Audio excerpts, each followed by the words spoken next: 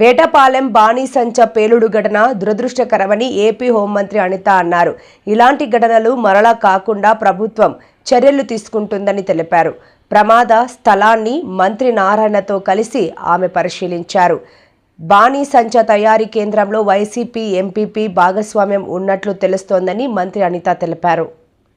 వాళ్ళు మెటీరియల్ చేసేటప్పుడు ప్రాపర్ వేలో చేయలేకపోవడం వల్ల జరిగిన ఇన్సిడెంట్గా భావిస్తున్నారు. ఎంక్వైరీ వేసాం, రిపోర్ట్ రాగానే దానిపై తగిన చర్యలు తీసుకుంటాం. కొన్ని అనాధికారికంగా నిర్వహిస్తున్న దాంట్లోనే ప్రమాదాలు ఎక్కువ జరుగుతున్నాయి అంటున్నారు. అమ్మ ఒకసారి మీకు అర్థం చేసుకోవాలి, ఇది అధికారికంగా ఎన్ఓసి ఉంది, at the same time license ఉంది. ఈ లైసెన్స్ ఎన్ఓసి కూడా 2027 మార్చి వరకు ఉంది. నేనేమంటానంటే లైసెన్సులు తీసుకుంటున్నారు, ఎన్ఓసీలు వస్తున్నాయి, అన్నీ బాగానే ఉన్నాయి. కానీ అనుకున్న దానికన్నా మెటీరియల్ కన్నా ఎక్స్ట్రా ఇప్పుడు ఈ విషయం ఫర్ ఎగ్జాంపుల్ ఇప్పుడు ఏదో నియర్ బై ఒక పండగ ఏదో ఉంది, ఆ పండగకి సంబంధించి ఇక్కడ ఆర్డర్ వచ్చింది. ఈ ఆర్డర్కి ఇమీడియట్గా చేయాలి. సో కొంతమంది లేబర్ని తీసుకొచ్చి ఆల్రెడీ కొంచెం అలవాటు ఉన్న లేబర్ని తీసుకొచ్చి ఇమీడియట్గా చేయించే ప్రక్రియలు జరుగుతున్నాయి. సో ఆ పర్యవేక్షణ అన్నది ల్యాబ్స్ అయింది కాబట్టే కదా ఈరోజు ఒక ఆర్డీఓ స్థాయి వ్యక్తిని కూడా సస్పెండ్ చేయడం జరిగింది. నేను వచ్చానండి, ఒక నిమిషం దాని అయిపోయాను. రాయవరంలో సేఫ్టీ ఎక్విప్మెంట్ ఉంది, ఇక్కడ కూడా సేఫ్టీ ఎక్విప్మెంట్ ఉంది. కానీ వాటిని కాపాడే పరిస్థితులు అంటే ప్రమాదం జరిగినప్పుడు ఆ ఎక్విప్మెంట్ వల్ల ఏ ఉపయోగం రెండు గంటల్లో దీనికి సంబంధించి సేఫ్టీ ఎక్విప్మెంట్ అన్నది ఎప్పుడు ఉపయోగపడుతుంది అంటే మీరు అబ్జర్వ్ చేయండి. సేఫ్టీ ఎక్విప్మెంట్ అనేది ప్రిలిమినరీగా ఏదైనా బ్లాస్ట్ జరుగుతుంది అనుకునేటప్పుడు ఇమీడియట్గా ఉపయోగపడుతుంది. ఇక్కడ ఇంత పెద్ద ఎక్స్ప్లోజివ్ మెటీరియల్ ఇక్కడ పెట్టుకుని ఒక్కసారిగా జరిగినప్పుడు ఎవరికి కూడా ఆ మెటీరియల్ కూడా ఉపయోగపడే పరిస్థితి కూడా కనిపించట్లా. సో దీనికి ఏంటి ఒక ఎస్ఓపి కూడా లాస్ట్ టైము మన మన మన ఈనాడు విలేకరు చెప్పినట్టుగా ఆ రోజు రాయవరంలో జరిగిన ఇన్సిడెంట్ తర్వాత ఒక హై లెవెల్ కమిటీ కూడా వచ్చింది. మీరు అబ్జర్వ్ చేశారో లేదు, సురేష్ గారి నేతృత్వంలో, సురేష్ గారి నేతృత్వంలో ఆయన ఒక ఎస్ఓపి కూడా ఇచ్చున్నారు.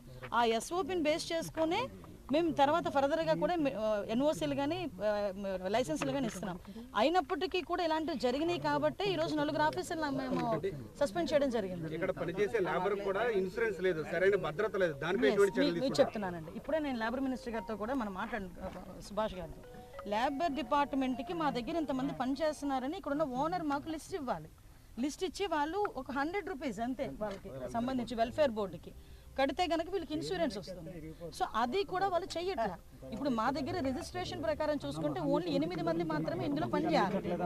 8 మందికే మేము పని చేస్తామని వాళ్ళు డిక్లరేషన్ ఇచ్చారు. ఇప్పుడు అరౌండ్ ఇంతమంది ఇక్కడికి వచ్చి పని చేస్తున్నప్పుడు అది ఆ పర్యవేక్షణ లోపం ఉంది కాబట్టి అధికారుల మీద చర్యలు తీసుకోవాలి. రాయవరం ఘటన తర్వాత ఎక్కడంతా లోపల స్టాక్ పెడతారనేది ఎక్కడ కూడా తనిఖీలు చేయట్లేదు అనేది ఇక్కడ గ్రామస్తులు చెప్తున్నారు. అలాగే వ్యాపారస్తులు చాలా మంది అడిగితే ఎవరు అధికారులు రావట్లేదని చెప్తున్నారు. మరి లేబర్ ఏమైపోతున్నారు, అలాగే దీనికి సంబంధించినటువంటి అధికారులు ఏమైపోతారు? అందుకే కదండి, కాదండి ఒకటి మీరు అన్నది కరెక్టే. ప్రమాదం జరిగిన తర్వాత సస్పెండ్ చేయడం అన్నది మా రెస్పాన్సిబిలిటీ, మేము చేస్తాం. ముందు ఆ పర్యవేక్షణ లోపం జరిగింది కాబట్టి ఇంతవరకు వచ్చింది. నేను విషయం ఏంటంటే మీరు అన్నది నేను ఒప్పుకుంటా. చాలామంది ఏమవుతుందంటే ఆశ కొద్ది ఇంత మెటీరియల్ మాకు ఆర్డర్స్ వచ్చినాయి కాబట్టి ఇంత మెటీరియల్ పెట్టుకుంటాం. నేనేమంటానంటే ఒక వ్యాపారస్తుడు, ఇలాంటి యూనిట్ నడిపే వ్యాపారస్తుడికి రెస్పాన్సిబిలిటీ ఉండదా అండి? నేను అదే కోరుకున్నా. ఇప్పుడు ప్రతి ఒక్కటి కూడా గవర్నమెంట్ ఒక పక్క నుంచి పర్యవేక్షిస్తుంది. ఇప్పుడు మెటీరియల్ తీసుకొచ్చి యాజమానికి ఈరోజు పాపం యాజమాని బతికాడా చెప్పండి? ఆయన కూడా ఇందులోనే చనిపోయే పరిస్థితి వచ్చింది. ఏంటంటే కొంత మనం కూడా అలాంటి ప్రికాషన్స్, ఇలా యూనిట్స్ తయారు చేసే యజమానులు కూడా చిన్న ప్రికాషన్స్ కంపల్సరీగా గవర్నమెంట్ సూచించిన సూచనల మేరకు చేసుకుంటే మంచిదని నా అభిప్రాయం. నైపుణ్యం లేని కార్మికుల వల్ల ఇలాంటి ప్రమాదాలు చోటు చేసుకోవడానికి అవకాశాలు ఎక్కువ. ఎగ్జాక్ట్లీ అండి. రాబోయే రోజుల్లో ఏ చర్యలు తీసుకోబోతున్నారు? అందుకే మొత్తం సీఎం గారు కూడా మళ్ళీ ఎన్ఓసీస్ అన్ని కూడా ఇవ్వడానికి అన్ని ప్రస్తుతానికి ఆపమని చెప్పారు. అన్ని ఆపుతున్నాం. అన్ని ఆపిన తర్వాత మళ్ళీ అసలు ఎంతవరకు స్కిల్ ఉన్నారు, ఎంతవరకు అన్స్కిల్డ్ ఉన్నారు, ఒకవేళ వాళ్ళకి ఏదైనా ఇన్సూరెన్స్ ఇవ్వడానికైనా సేఫ్టీ ప్రికాషన్స్ ఎలా తీసుకోవాలి, ఆ ఎస్ఓపిని ఎలాగ మనం ఇంప్లిమెంట్ చేయాలి అన్న దాని మీద కూడా ఒక కమిటీ కూడా ఏర్పాటు చేస్తున్నారు. దాని మీద తీసుకున్న తర్వాతనే ముడి సరుకు సంబంధించి ఎక్కడెక్కడ తెస్తున్నారో మూలాలు గుర్తిస్తామన్నారు, కమిటీ వేసామన్నారు. మరి ఇల్లు కూడా గతంలో పెద్ద ఎత్తున ముడి సరుకు ఆల్రెడీ ఒక్క నిమిషం అండి, ముడి సరుకులు ఎక్కడి నుంచి కొంటున్నారు? మీకు ఒక విషయం చెప్తున్నా, ముడి సరుకు ఎక్కడి నుంచి కొంటున్నారు? ఇక్కడున్న ప్రతి పేపర్ ఎక్కడి నుంచి వచ్చింది, ర్యాప్ చేసే పేపర్ ఎక్కడి నుంచి వచ్చింది, అది పార్టీలకు సంబంధించి జగన్మోహన్ రెడ్డి పాంప్లెట్లు ఎందుకు ఉన్నాయి, అన్నీ మాట్లాడతాం. విషయం ఏంటంటే మీకు కూడా మాకు కూడా పొలిటికల్ కాదండి. ఎస్ ఎగ్జాక్ట్లీ, అది కూడా ఇన్ఫర్మేషన్ వచ్చిందండి.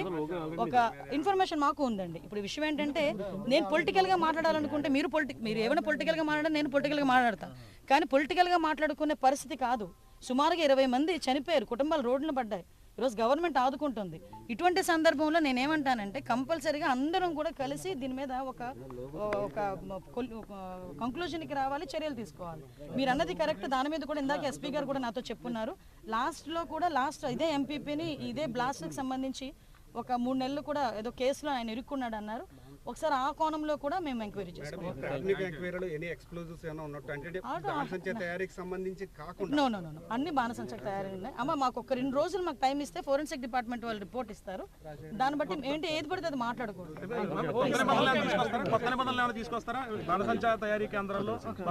ఆల్రెడీ ఎంక్వైరీ వేసాం కదా, ఇచ్చిన రిపోర్ట్ని బేస్ చేసుకుని తీసుకుంటాం. దురదృష్టకర విస్ఫోటనం జరిగింది ఇక్కడ. ఫైర్ క్రాకర్స్ ఏదైతే మ్యానుఫ్యాక్చరింగ్ యూనిట్ ఉందో ఈ యూనిట్లో జరిగిన అత్యంత ప్రమాదకరమైన ఘటన నిన్న రాష్ట్రం మొత్తం ఒక్కసారి ఉలిక్కిపడేటట్టు జరిగింది.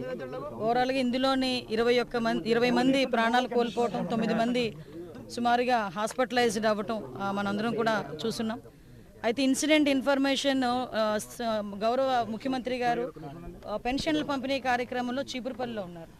పెన్షన్ పంపిణీ చేసి బయటకు వచ్చిన వెంటనే ఇన్ఫర్మేషన్ తెలిసిన తర్వాత ఇమీడియట్గా ఎంతమంది ఏమైంది, క్యాజువాలిటీస్ ఎన్ని ఉన్నాయి, ఎలా జరిగిందో ఒకసారి ఇన్ఫర్మేషన్ తీసుకోమని ఇమీడియట్గా నన్ను అక్కడి నుంచి పంపించడం జరిగింది. నేను బయలుదేరిన కొద్దిసేపటికి ఇంకా సారే ఇంత పెద్ద విస్ఫోటనం జరిగిన తర్వాత కంపల్సరీగా నేను వెళ్ళాలి, అక్కడ ఏం జరిగిందో చూడాలి, వాళ్ళందరికీ కూడా భరోసాగా నుంచోవాలని గౌరవ ముఖ్యమంత్రి గారు మీరు అబ్జర్వ్ చేశారు.